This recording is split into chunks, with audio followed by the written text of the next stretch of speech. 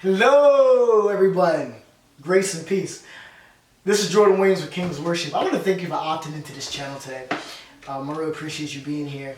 And here at King's Worship, here we talk about the depths of worship. We talk about the understanding of worship. We talk about the application, the practical, hands-on application of worship, how to use it, how to understand it in your life, to bring forth the presence of God, to help others, to even, build a oneness in yourself with the Lord.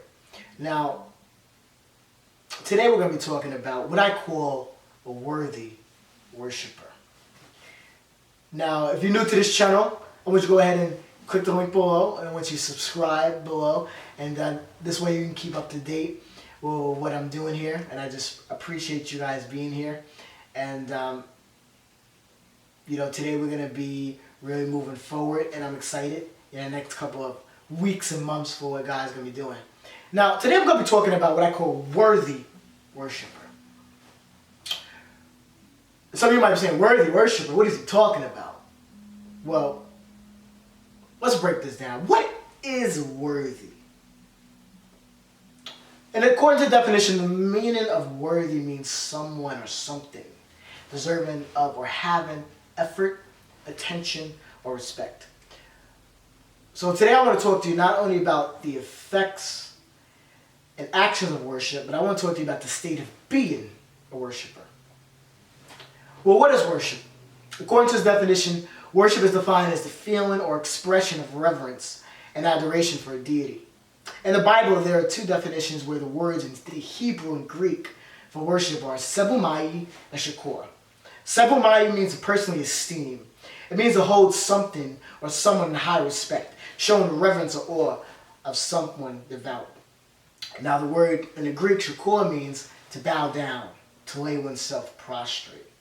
So, as you can see, worship clearly outlines and identifies an expression towards a supreme being. In our case, as Christians, it is respect towards our Lord. Some may call him Jesus. Some may call him Yeshua, Jehovah, the Christ. So many names we can call him. But today we will discuss, in practicality of understanding fully, how in our contemporary culture, how worship is exhibited and how we can stay consistently in the state of worship in our lives.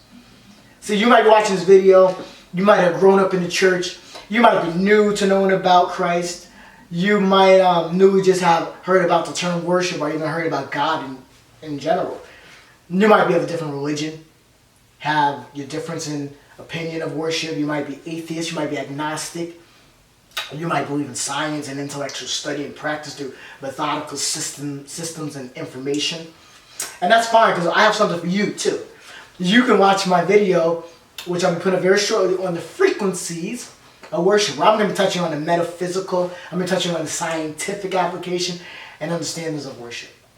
Now, however, in this video, before I get there, I want to talk about a foundational, fundamental principle of the state of being a worshiper, and how one exhibits and can see results, as I have, in their life spiritually, mentally, and metaphysically, reverencing our God, Jesus Christ.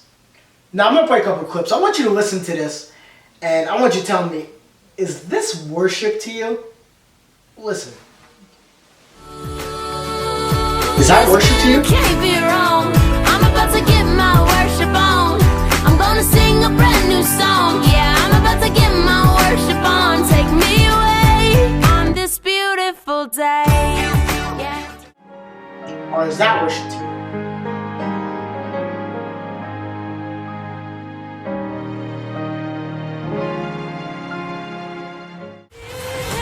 Is that worship to you?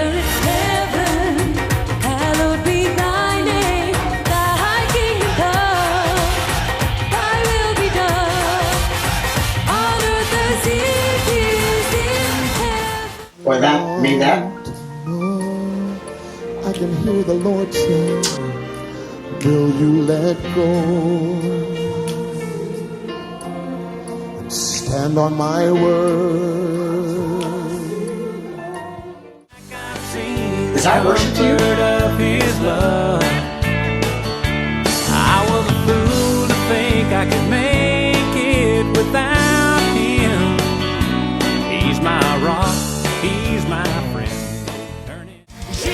Maybe this is I found my identity in Christ.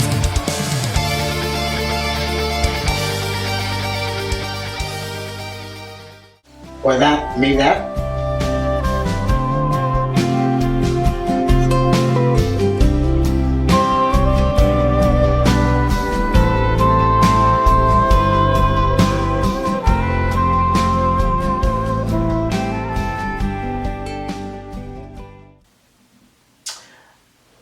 Now I just played all those clips for you, worship, and regardless of the genre of music, regardless of what you might like or what you might not like, we know that we are many people. We are different creeds, different nationalities, different ethnicities.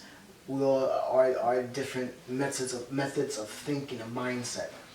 But any one of those expressions of music can be an expression of how we worship the Father.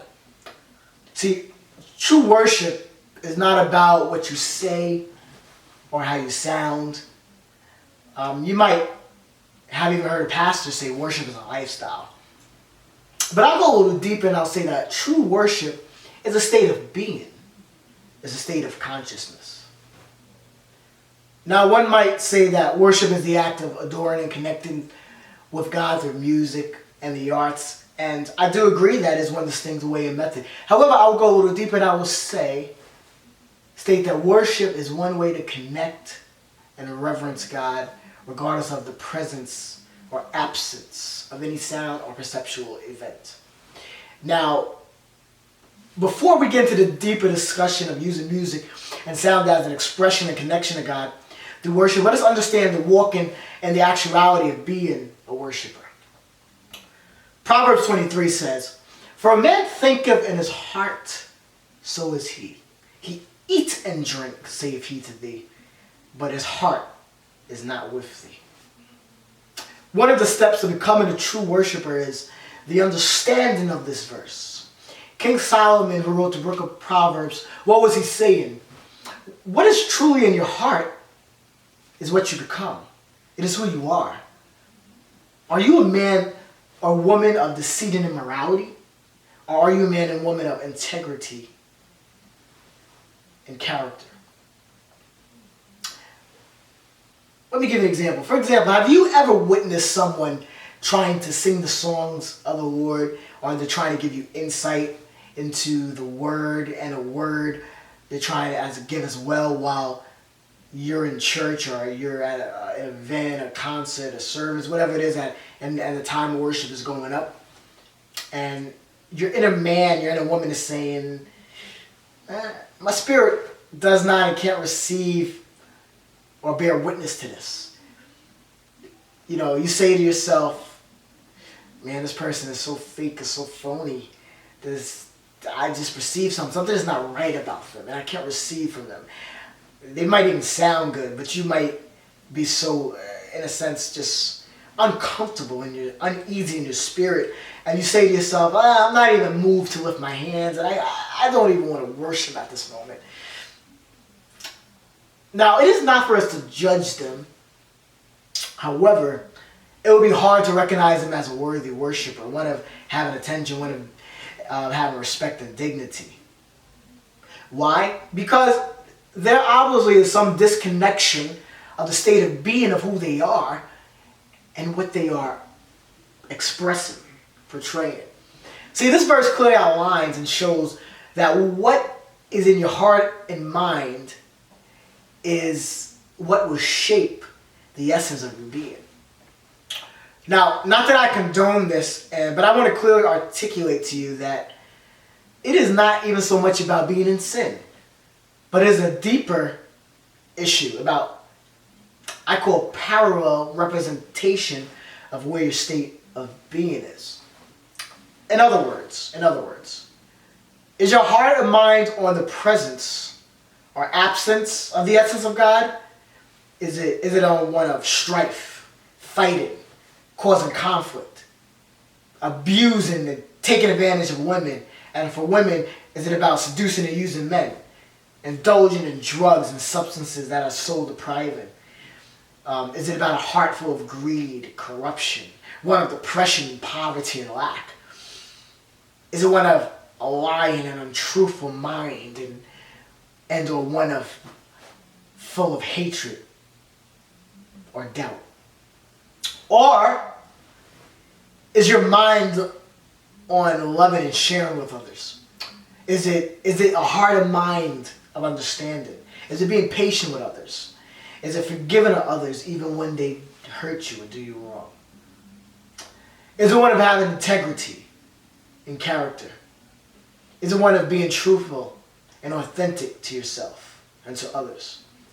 Is it one of being positive and being full of joy? A heart full of prosperity, faith, and love. Now, out of all these examples, remember, what you attract is what you are. Just as King Solomon clearly proclaims in this verse, your heart can either be with you or far from you. It must start with the heart and mind and from within first. Now understand, once you have focused and transformed your mind, then your actions and your being will follow. This is what Paul was clearly saying in the book of Romans chapter 12. He says, be not conformed to this world, but be transformed by the renewing of your mind, that you may prove that what is good and acceptable and the perfect will of God. Your heart and reverence now towards the things of God will begin to manifest into being a worthy worshiper. Now once you have, stepped into the place of being a worshiper, then you can go towards the next step of applying the expressions of God. So whether you sing or play an instrument, whether you dance, whether you even paint or draw, these are all forms of expression or your worship to God. So as we stated before, when your heart and mind is focused on the Lord, then your state of being changes and becomes one with God. Then God truly He comes into your heart. God truly becomes one with you. Then you truly become in the image of God. Become one as God. Then your gift will emanate the traits and manifestations of God. Now this is also the basic understanding of how and where your gift will make room for you. But that will be another teaching. So in conclusion, otherwise friends, I'll leave you with this. First, change your mindset, not your skill set. Worship starts in the heart and the mind, then in your gift. So a man thinketh in his heart, so is he. Worship is a state of being, not an action.